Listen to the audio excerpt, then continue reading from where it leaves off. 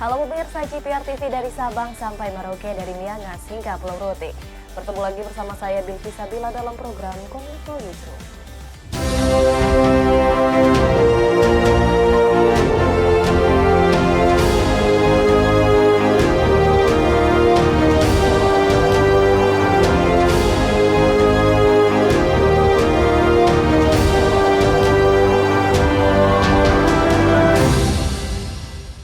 Pemirsa, inilah Kominfo Newsroom selengkapnya.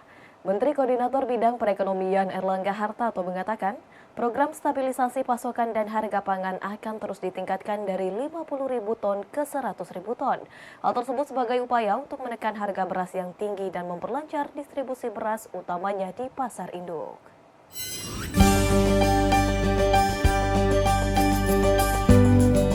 Menteri Koordinator Bidang Perekonomian Erlangga Hartarto mengatakan bahwa pemerintah berencana untuk meningkatkan operasi pasar beras melalui stabilisasi pasokan dan harga pangan.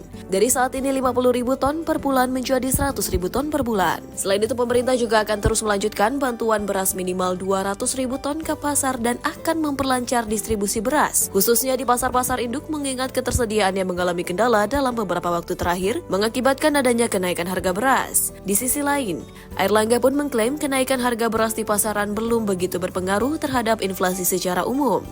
Apalagi inflasi saat ini masih berada di bawah 3% dan pengaruh kenaikan harga beras terhadap inflasi masih di angka 0,05%. Erlangga berharap intervensi yang dilakukan pemerintah dengan menambah pasokan beras dapat menurunkan harga beras dalam hitungan bulan. Pokoknya sampai akhir tahun ini bisa selesai. Dalam harus 1-2 ya, Pak? bulan ke depan.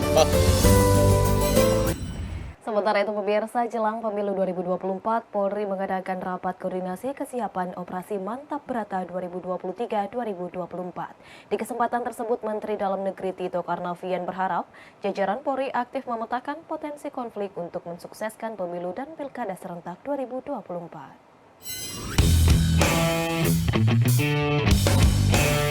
Dalam rapat koordinasi persiapan operasi Mantap Brata 2023 hingga 2024, pengamanan pemilu tahun 2024, Menteri Dalam Negeri Tito Karnavian menyampaikan, Kepolisian Negara Republik Indonesia memiliki peran penting dalam pengamanan pemilu 2024. Tito menilai berdasarkan pengamatannya beberapa konflik yang muncul tidak langsung terjadi begitu saja, tetapi ada proses yang melatar belakanginya. Oleh karena itu, Kepolisian Negara Republik Indonesia bisa memetakan potensi konflik dengan tepat dan akurat saat pemilu 2024. Selain itu, aparat kepolisian harus disebarkan sesuai dengan tingkat kerawanan wilayah agar siap bergerak tanpa harus menunggu bantuan personel dari pusat. Sehingga sistem backup personel tidak bisa dilakukan seperti pilkada sebelumnya yang hanya berlangsungnya di beberapa daerah. Lebih lanjut, Menteri Tito meminta jajaran Polri untuk dapat memperkuat kerjasama dengan TNI, Satpol PP, dan Satlinmas dalam mengamankan pemilu dan pilkada serentak 2024. Apabila semua itu dilaksanakan, Tito yakin Polri dapat menjalankan tugas dengan baik. Pemirsa, Kementerian Kesehatan bersama BPJS Kesehatan kembali menyerahkan kartu CKN KIS kepada masyarakat adat suku Baduy di Kabupaten Lebak, Banten. Berdasarkan data per Agustus 2023, 6.000 jiwa masyarakat Baduy dalam dan luar telah terdaftar program CKN.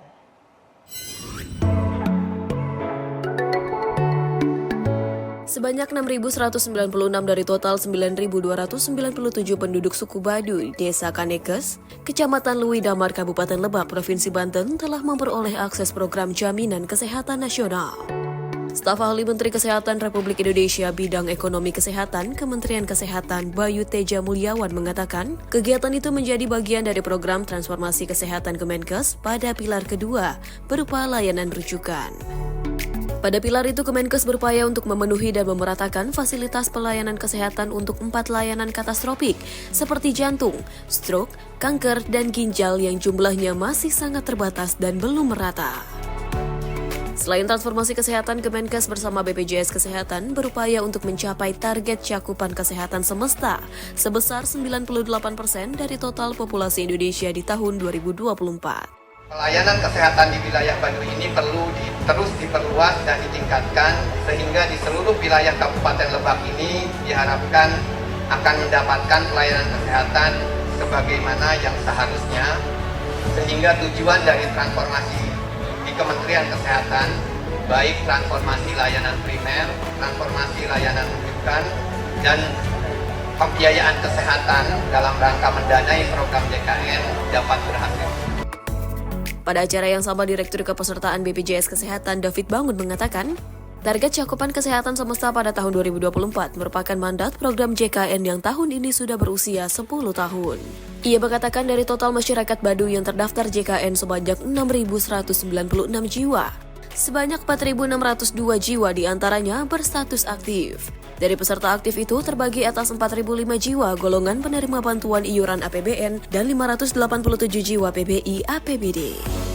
Bapak Ibu sekalian, harapan saya dengan penyerahan kartu JKN pada hari ini merupakan langkah awal ke depan selanjutnya untuk sama-sama kita mendukung tercapainya cakupan kesehatan semesta. Pemirsa, Wakil Presiden Ma'ruf Amin meminta agar seluruh pihak untuk terus mendorong penguatan ekosistem syariah berbasis digital. Pihaknya menekankan 4 poin penting guna mendorong percepatan inklusi keuangan syariah. Sebagai negara peringkat ketiga pada Islamic Finance Development Indicator dan peringkat keempat pada The State of Global Islamic Economic Report 2022, Indonesia diperlukan penguatan ekosistem syariah, salah satunya melalui instrumen syariah berupa digitalisasi keuangan seperti financial technology. Wakil Presiden Republik Indonesia Ma'ruf Amin mendorong percepatan inklusi keuangan syariah, sekaligus perluasan ekosistem ekonomi syariah yang inklusif dan berkelanjutan melalui 4 poin penting yang perlu dilakukan. Pertama, sinergi, kolaborasi, dan kerjasama antar pemangku kepentingan dalam pengintegrasian layanan fintech syariah. Kedua, layanan fintech syariah mengembangkan inovasi UMKM industri halal dengan memperhatikan aspek risiko, keamanan, dan keberlanjutan. Ketiga, layanan fintech memasifkan peningkatan literasi dan edukasi kepada pelaku UMKM industri halal. Dan terakhir, layanan fintech syariah ini dapat diperluas hingga pasar global tidak hanya Thailand dan Malaysia. Dengan Aja Syariah, saya minta juga turut ambil peran menyediakan akses pembayaran digital dan layanan fintech syariah lainnya lintas negara. Saya minta seluruh pihak dapat terus mendorong penguatan ekosistem syariah berbasis digital sekaligus pengembangan kemajuan industri halal sehingga berkontribusi nyata pada kesejahteraan masyarakat. Pemirsa, usai jeda kami akan kembali dengan segmen dialog, tetaplah bersama kami.